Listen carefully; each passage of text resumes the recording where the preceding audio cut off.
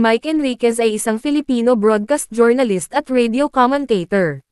Siya ang anchor ng flagship newscast ng GMA Network na 24 na oras at ang host ng programa sa radyo na Saksi sa Double B. Sinimulan ni Enriquez ang kanyang karera sa pamamahayag bilang isang radio reporter para sa DZRH noong 1972. Kalaunan ay sumali siya sa GMA Network noong 1974 bilang isang newscaster at reporter. Naging anchor siya ng 24 na oras noong 1982, at nag-host ng programa mula noon. Si Enriquez ay isa ring respetadong komentarista sa radyo. Siya ay nag-host ng programang Saksi sa Double B sa DZBB mula pa noong 1986.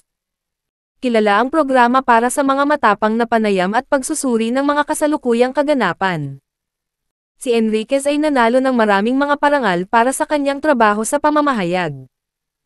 Siya ay tinanghal na Best Newscaster ng Philippine Movie Press Club, PMPC, ng 10 beses, at nakatanggap din ng Lifetime Achievement Award ng PMPC. Bilang karagdagan sa kanyang trabaho sa journalism, lumabas din si Enriquez sa ilang mga pelikula at palabas sa telebisyon. Nagsulat din siya ng isang libro, Mike Enriquez, The Man and His Journey. Namatay si Enriquez sa cardiac arrest noong ika-29 ng Agosto taong 2023, sa edad na 71. Ang kanyang kamatayan ay sinalubong ng buhos ng kalungkutan mula sa kanyang mga kasamahan, kaibigan, at tagahanga. Siya ay malawak na itinuring bilang isa sa mga pinakaiginagalang at maimpluwensyang mamamahayag sa Pilipinas.